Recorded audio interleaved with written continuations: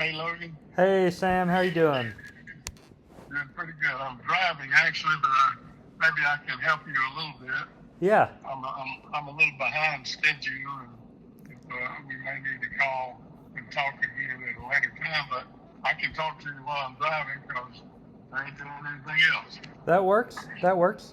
Yeah, so basically, I'm wanting to make a video about like a two-part video. The first part would be about your grandparents and parents, and then the second part would be about Wayne's life. Um, and so right now, I'm trying to compile information on each of your grandparents, and as far back in the family history as you're aware of. And I also reached out to your brother Sid, and so yeah, don't feel like you have to be 100% of the information collected, but yeah, right now my thought process is to kind of introduce each of your grandparents, starting with Lewis Thomas Brannon. Whatever information you have of him, I'll kind of put in chronological order, and I'll post, his whatever whenever he was in the newspaper, whatever pictures we have of him, and then move on to Sarah Catherine Woods, same thing, and then Samuel Richard Van, and then Emma Kate Solomon, and so just kind of get as much information as possible, ideally so that the audience understands where these people are from, what they do for a living, who they're living with, how many kids they have, how many siblings they have, just to kind of put the audience so that, by the time, you get through each of the grandparents, you know who Julian, your father is, what family he was born into, and you know who your mother was, the family that she was born into. Right. And then we after we cover the four grandparents, we'd cover each of your parents' lives. Them meeting, having you three, what houses they were living at. How close are the grandparents, where the cousins living. Just kind of putting people in Headland. And so my plan is to interview you, interview Sid, interview any of the other family members that I can talk with. But yeah, that's kind of my thoughts. And yeah, I don't mind having this in multiple. If you want to have multiple phone calls, if you're like, hey, today I want to talk about this person or this person, we can do that, and then talk another time later today or another day. Just kind of whatever you're up for. Okay, that sounds great. It sounds like a big project. Yeah, so I'm hoping that like each of your grandparents, I'm hoping to get about 10 to 15 minutes worth of content for each of them. And so, and there may be grandparents that have a lot more. Like I see Samuel Richard Van died in 1933, and so maybe we have less content on him. But Emma Kate Solomon died in 89, and so maybe Samuel Richard Van's is a 5 minute 5 minutes worth of content. I'm looking at census data. I'm looking at whatever we can find. But then if you've got tons of stories on Emma Kate Solomon, that works out. But yes, I think we're just gonna attack it one grandparent at a time, and then and maybe you point me in a direction that, hey, Sid's got a story about this, or hey, look, there's a newspaper article where it mentioned this, then I can go chase that. But yeah, I think I'm hoping that I can get it wrapped up by the end of the year and put it on YouTube. And so the first part one would just be about your grandparents and your parents. Yeah. And then part two is about Wayne. Yeah. I think it'll take a lot of conversations, and they won't always be. They won't each be the same. Yeah. There'll be some differences, I guess. And as far as using this particular time to do anything, I'd be happy to talk to you a little bit today about Pap, L.T. Brannon Sr., the first. and then we'd go from there some other time maybe. Okay. Of course, my youngest son is Louis T. Brannon II. So I tried to learn a little bit more about Pap maybe than others have tried to learn before I named the boy that. Yeah. So that's my closest connection to him. Of course, my earliest recollection of Pap was when I was just a kid. When I actually got run over by a car from Eufaula driving to Dothan. And I had gone with your grandfather, Wayne, to town to get a loaf of bread or something that Grandmother Van had sent him up there to get. And there I was, 3 years old, and I was allowed to go with him on a tricycle. And he was on a tricycle. You probably have heard this story before, but Nana used to tell it all the time and she could get to the end of where I got hit by the car, and then she would have one of her emotional crying spells and could not finish the story. But anyway, it is not all that complicated. But apparently, I was allowed to go with Wayne up to SB's grocery store, which was on the square in Headland, to get something that they needed. At that time, we lived in Grandmother Van's house with her.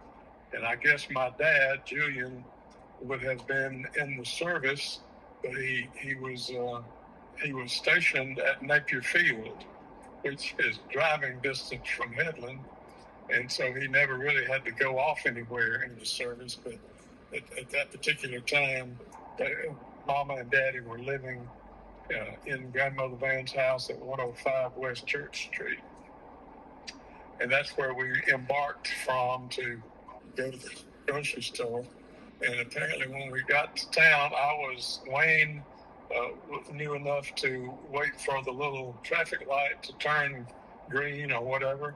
And he went on across the street, and I must have been looking at the sights and didn't know what was going on. And when I turned around and he was gone, I ran out in front of or pedaled my tricycle out in front of an oncoming car, and it hit me. And it did not do a tremendous amount of damage, although it cut my left ear pretty much off, and it was hanging, Mama says, by just the lobe. And they managed to sew that back on, and there's, I've got a big scar back there, or not a big scar, but a little scar that you can see and tell that the ear was reattached to my head. I also had a cut above my right eye, which has since grown up into my hairline, and it's noticeable. You may have noticed it or may see it in a picture. But that's what that was from. And then I broke about one of my legs. I don't know which one, at 3 years old. And Pap, at the time, was a heavy drinker of alcohol. This is just a story that was told to me. I don't even know if it's true.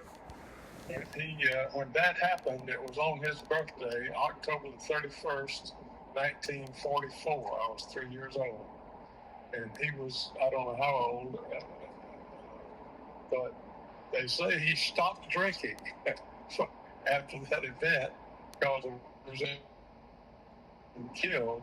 In fact, the lady that ran over me, the lady that was driving, or her husband maybe, got out of their car and picked me up and took me to Moody Hospital in Dothan, which is 10 miles at the time, south of Headland.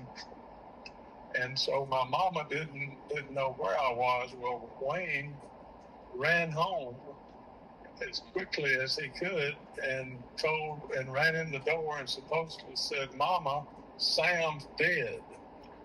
And so she didn't know any different, and she thought that I had died.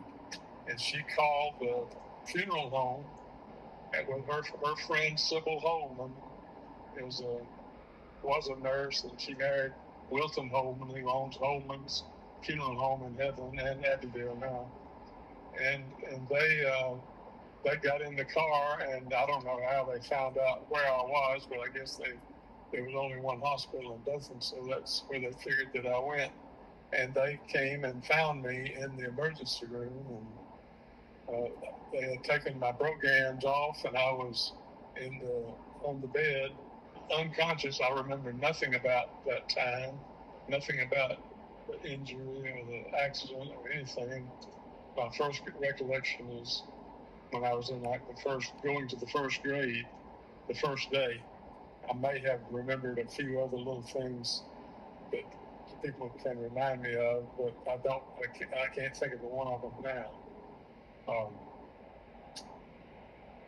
So that's the name of that story. And Wow.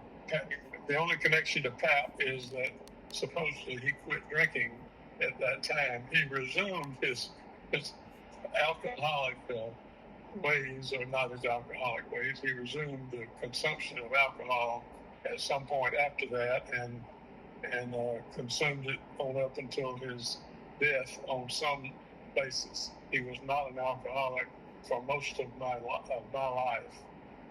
that I recall. He was a very loving man. They lived 3 doors down from where Wayne and I were reared.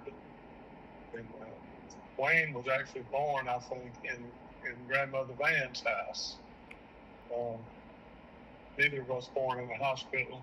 And then I was born next door to 102 Forest Street, where we were reared, in the home of Annie Crump, who was Mama Kate's sister, youngest sister.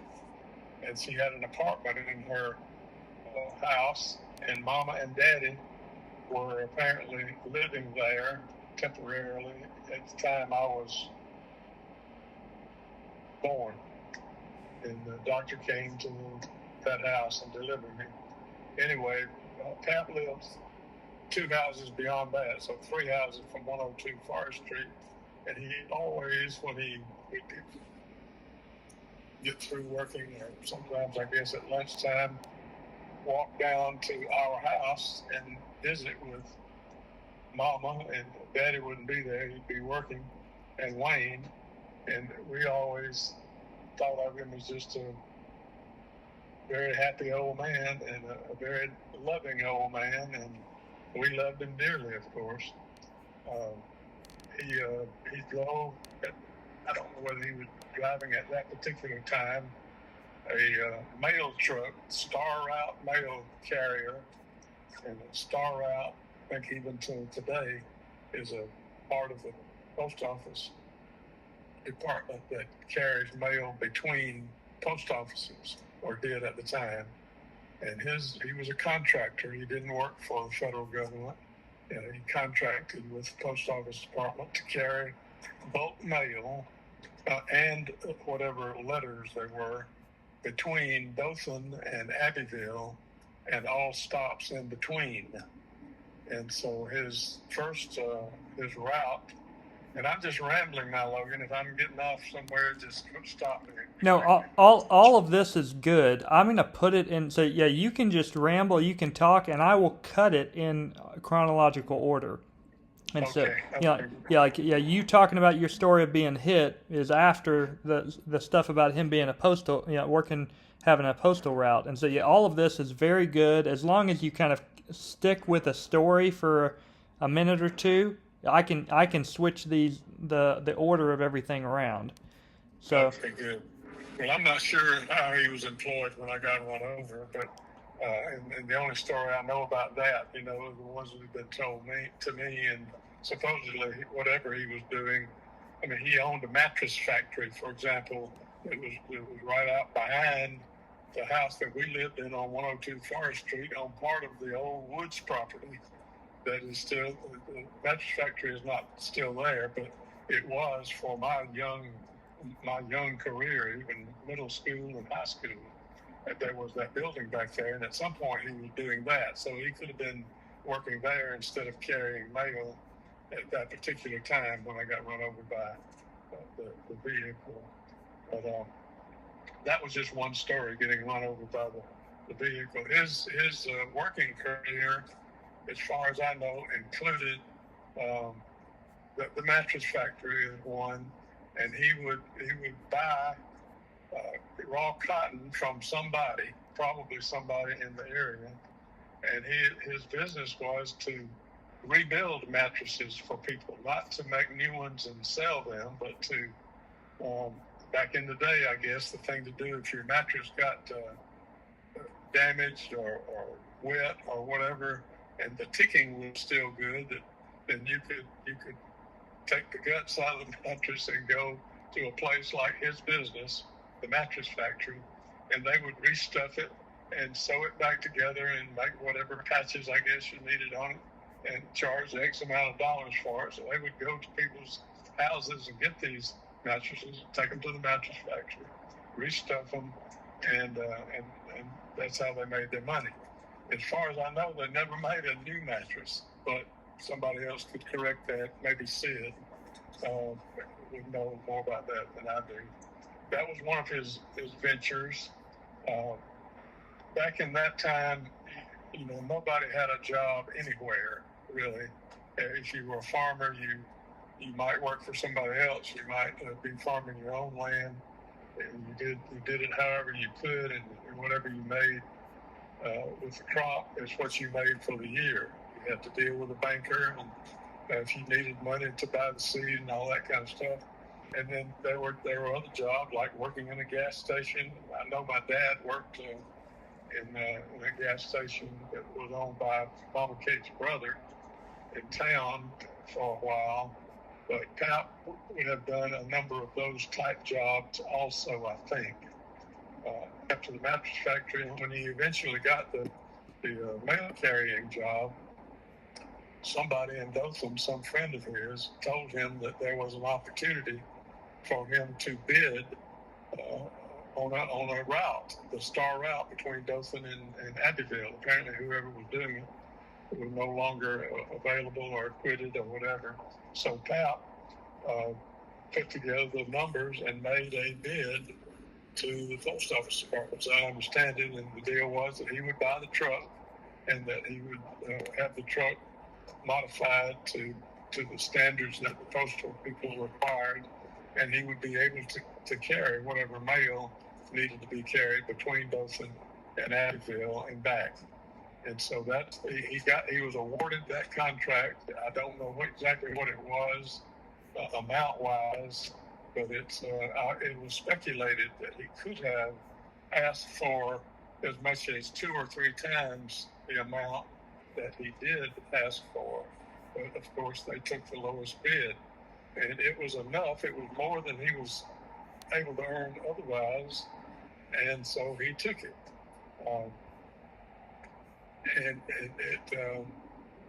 That was a basic source of his income, and I'll tell you his route. If I hadn't already said that, I'm rambling myself, but he would get up at 4 o'clock in the morning and be in the Dothan post office by 4:30. When mail came to Dothan from somewhere else, probably Montgomery, and he would load up onto his truck then all of the letters and magazines and whatnot that were going to anybody in his route: Headland, Newville, Caps, Abbeville. And he would then head north and stop first in Headland and drop off whatever mail came in whenever it came in Dothan, 4 o'clock in the morning, and drop it off in Headland and pick up at Headland anything that was going to Newville or Caps or Abbeville. This was the first route that he went every day. So he would do that. No layover in Headland. Go on to Newville, do the same thing there. Go on to Cap Station, do the same thing there. Then go to Abbeville, where he had about a 3-hour layover for between his routes. He ran that route twice a day. So he would wait up there in Abbeville in the pool hall usually and watch him play pool. And of course, they all knew who he was. He was a character, very good, very outgoing. This is where we turned here.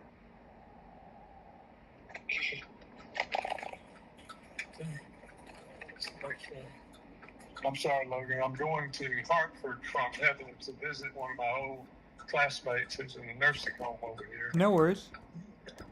And, just about at the turn.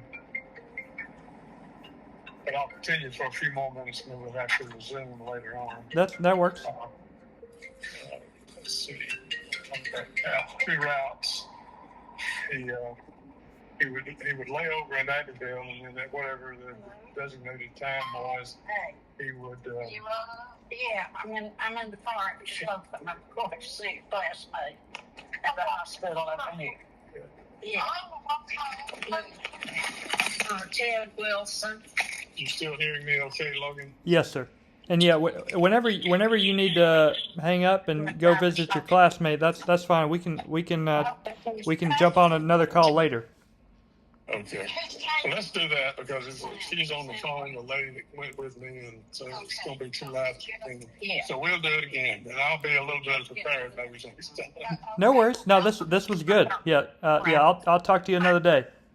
Okay. Good deal. Thanks, Bye-bye. Sam. Bye. Bye.